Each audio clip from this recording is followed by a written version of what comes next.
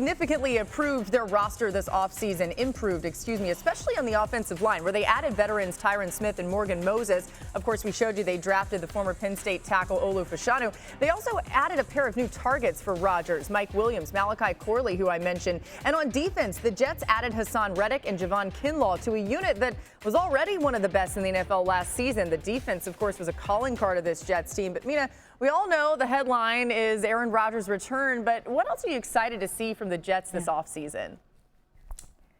I am so happy for Breece Hall. And I say happy for him. I'm excited to watch him, but I'm happy for him because maybe more than any other running back in the NFL last year, he was facing some pretty adverse situations in terms of running into stacked boxes. He was running behind an offensive line that ranked dead last in ESPN's run block win rate. And despite that, he was still fairly efficient. There's a stat from Next Gen Stats that I really like to look at when I look at running backs called rushing yards over expected. That accounts for blocking and where defenses are. And while Breece Hall's basic stats might not have been that great, in that metric, he was 5th in the NFL in rushing yards over expected. Now picture him running behind a vastly improved offensive line with spacing, because defenses actually have to fear the passing attack. I would not be surprised if he has an enormous season because he's incredibly talented and just hasn't been in a good situation. Yeah, Mina, Malachi Corley is here to help. There's major buzz in the building about that player that they traded up for in the 3rd round. Somebody in the building told me he's, quote, rugged, the type of player that reminds you maybe a little bit, I know it's a high comp, of a Deebo Samuel type, at least style of play, a do-it-all type of player that can get you 20 or 30 yards when you least expect it. We know the Jets desperately needed somebody like that last year. So they got a lot to work out in their offense with Allen Lazard. How are they going to ingratiate him back into the offense with Aaron Rodgers, a couple other weapons? But this is a player in Corley who has a chance to potentially start or at least get significant reps right away. You know, Garrett Wilson, Mina, was one of our favorites even back when he was drafted. And now you've got Mike Williams on this offense as well. What do you see this looking like just purely from the receiver standpoint and all the options they may have? Yeah, I know I said I was happy for Breece Hall. I might be even happier for Garrett Wilson. Please let this man have a quarterback throwing the football because he's so unbelievably talented. I really like the trio of receivers, the starters. We'll see how that actually shakes out. Obviously, Wilson is your number one. Mike Williams will be a starter. Imagine Malachi Corley, Allen Lazard.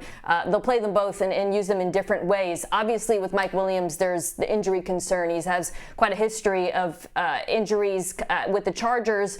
If he's healthy, it's a fantastic group of players because they all have really complementary skill sets. Mike Williams is that big ball winner downfield who wins outside the numbers. Garrett Wilson has inside-outside versatility, one of the craftiest route runners in the NFL. Malachi Corley, as Jeremy laid out, he's a really interesting player, and there are some similarities to Deebo Samuel. He will get you yards after the catch. You can manufacture touches for him in the backfield. It's very easy to see all this coming together in a really cool way because the players fit so well. They just have to be healthy, along with, of course, the quarterback. Yeah, the Packers looking to build off an impressive 2023 in which they became the youngest team since the 1970 merger to win a playoff game on offense. The biggest change comes in the backfield where Josh Jacobs replaces Aaron Jones, and Green Bay parted ways with defensive coordinator Joe Barry, replacing him with former Boston College head coach Jeff Hafley, who inherits a talented defense that added Xavier McKinney this offseason. Tim, with the offseason changes, there's a lot there kind of reminding everybody. What are your expectations for Jordan Love in year 2?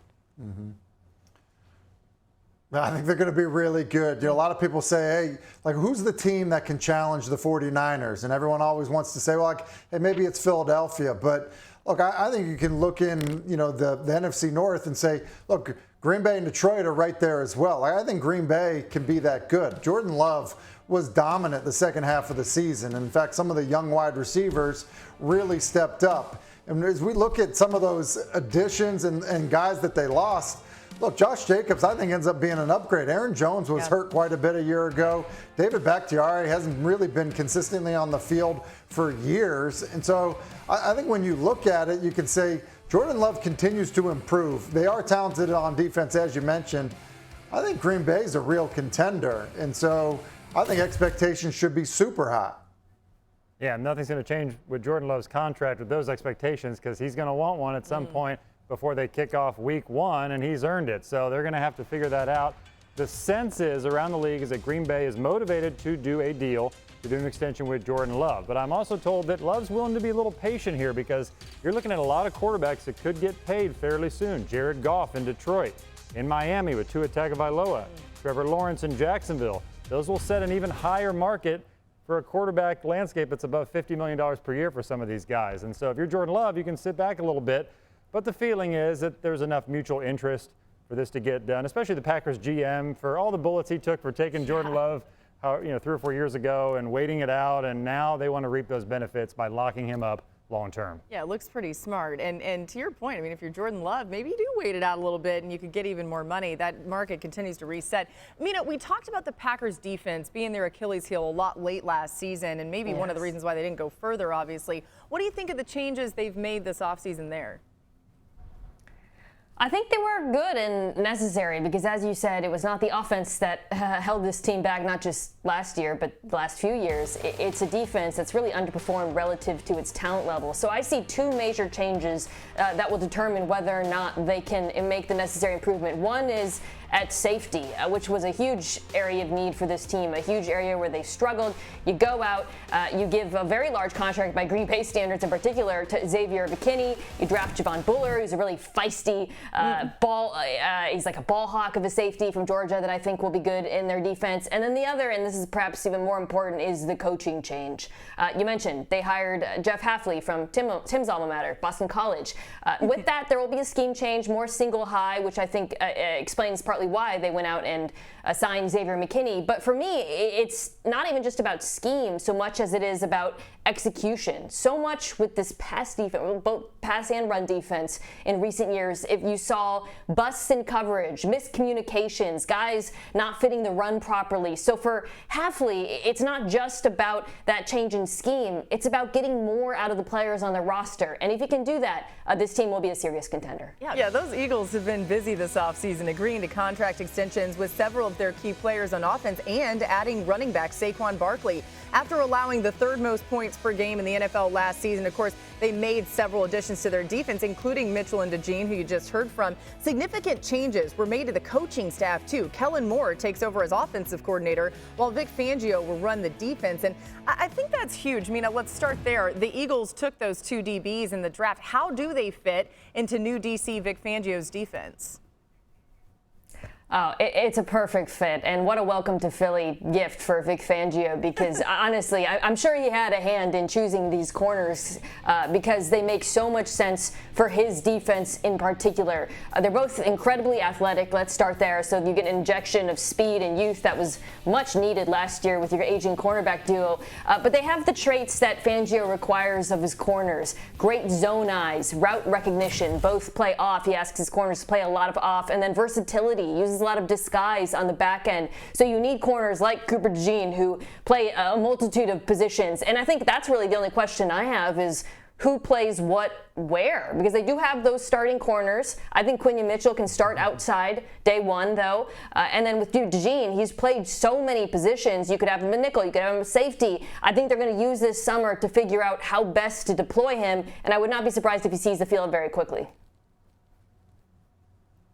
Yeah, it feels like it ends up being a good problem to have when you have versatile players. Look, I think that when I look at the situation in Philadelphia, they were a talented roster a year ago. You look at the offseason, additions in terms of contract extensions, who they've added. They're even a more talented football team.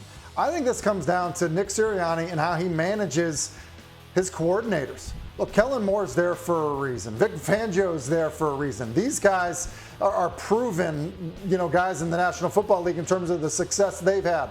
I think you go back, Nick Sirianni takes, over the job, loses both coordinators because they become head coaches. And I think he did a bad job of managing his coordinators a year ago. Quite honestly, like as a head coach, I think the situation defensively, he exacerbated it by, making a change at defensive play caller during the middle of the year. I think, kind of allowing these coordinators to do their job with the talent that's been assembled there, manage that better as a head coach. I think that's really one of the areas that they can improve in. Yeah, now new head coach Mike McDonald will look to turn around the Seahawks defense, which ranked 30th in the NFL in defensive efficiency last season. Seattle did make several additions to the defense this offseason, including the selection of former Texas defensive tackle Byron Murphy in the first round of the draft. You like that pick. Mina, what kept Seattle out of the playoffs, and did they fix it this offseason?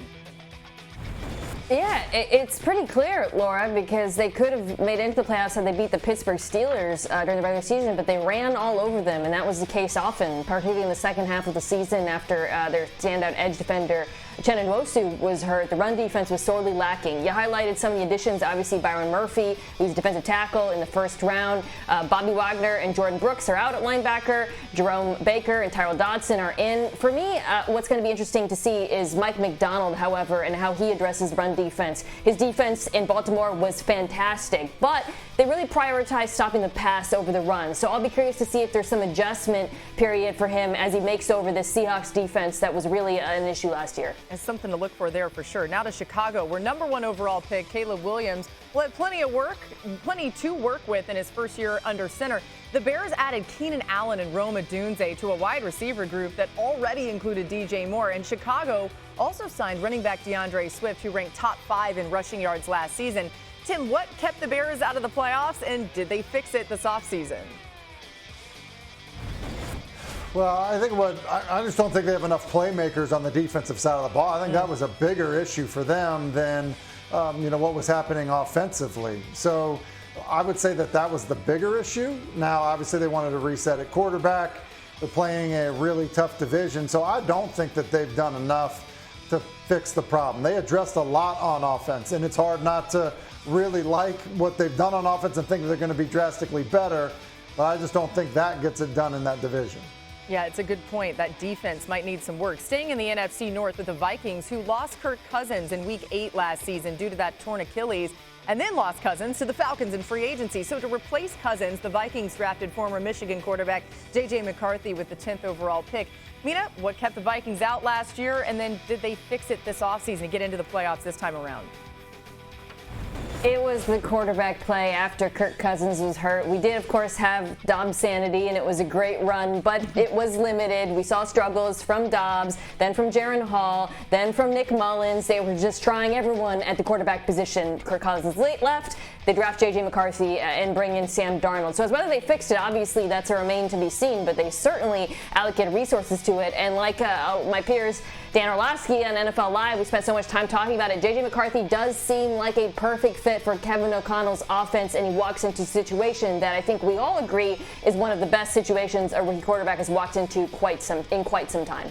Continuing with fringe teams from last season when it comes to the playoffs, seeing if they did enough to fix it. Next up, Atlanta. Raheem Morris takes over as head coach. The Falcons signed Kirk Cousins, that 4-year, $180 million deal. However, Atlanta then made the surprising pick in the draft, and they selected quarterback Michael Penix Jr. with the 8th pick instead of addressing their defense with that pick. Tim, what kept the Falcons out last playoffs, and then did they fix it this offseason? So I think the quarterback play kept them out of the playoffs. So, did they fix it with Kirk Cousins? Yeah, they fixed it with Kirk Cousins. And I think where I stand on this is they fixed it twice by also adding Michael Penix Jr. They didn't fix it and then break it by drafting him, I guess. But, look, I think that they addressed it. They've got a really good, supporting cast around the quarterback, skill position players, offensive line as well, to be honest. And so I think that, yeah, they got it right, and maybe got it right twice, addressing quarterback with Penix as well. It's been a busy offseason for the Ravens. The biggest move came, of course, when they signed Pro Bowl running back Derrick Henry, adding Henry to what was already one of the best rushing offenses in the NFL with Lamar Jackson at the helm. However, the Ravens did lose 3 starting offensive linemen this offseason. They'll rely on that second-round pick, Roger Rosengarten, to fill one of those spots likely. Tim, when you look at the Ravens offseason and now the draft, you think they've gotten better? I do think they've gotten better, and I think more important than any acquisition, any draft pick, anything like that is the fact that as we sat here a year ago, there were so many questions about what the offense would look like with Todd Monken. Would Lamar Jackson develop as a passer? And the answer now, as we sit here, is absolutely he did.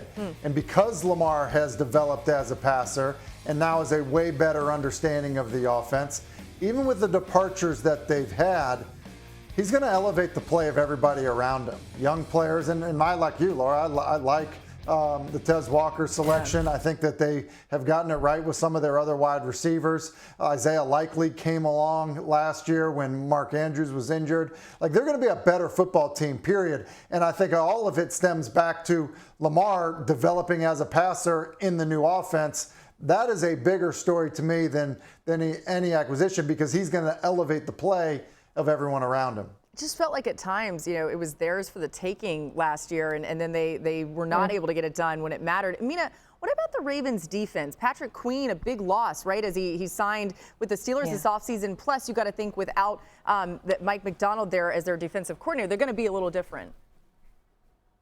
Yeah, there's definitely challenges on that side of the ball. Queen, I think, really developed into such a good linebacker by the end of his time in Baltimore. But I understand why they let him walk, because the spine of the defense remains such a position of strength with, of course, their elite safety duo. Roquan Smith is one of the best, probably the top 2 or 3 best linebackers in the NFL. And then Justin Madubuike, who they paid, who's their best pass rusher. If you're going to make a sacrifice, it's going to be from a position of strength. The biggest area of need for them coming into this offseason was cornerback, which they addressed in the draft with their first pick, Nate Wiggins out of Clemson. I think he is such a polished cover corner. His tape was excellent. He can play man zone. He's so fluid. My only real question about him was run defense and physicality because of his size. So I'll be curious to see how he holds up in that regard and how they help him out. I think the biggest challenge is what you said, Laura, which is the loss of the defensive coordinator, Mike Macdonald. They promoted internally Zach Orr, and those are pretty big shoes to fill. But he definitely has a lot of talented players to do so. Yeah, Mina, Wiggins is a hot name right now, because when I've checked with teams after the draft, who won the draft, who lost the draft, Wiggins' name comes up a lot with the feeling of, did Baltimore do it again? Did they get that first round steal that they seem to always get? 7 years ago in the 20s, they got Marlon Humphrey. That worked out pretty well, cornerback. So they got Lamar Jackson. I know that's a different side of the ball, but no still. doubt. So the size thing is an issue, him being slender. But teams I talked to think that some thought he was the best cornerback in the draft because of the way he plays physical, and he's got maybe the best feet. He's just really smooth in his back pedal covering receivers. So could pay off in a big way for Baltimore. Yeah, and I think it certainly feels like there are certain organizations that have earned the right to say, like, we're going to lose some players. You got to trust us that we're adding the right players that fit what we're going to do. It's just been such a track record of success in terms of whether it's been coaches, whether it's been players in Baltimore. They've done a great job. Really, entire leadership in that organization has done a great job.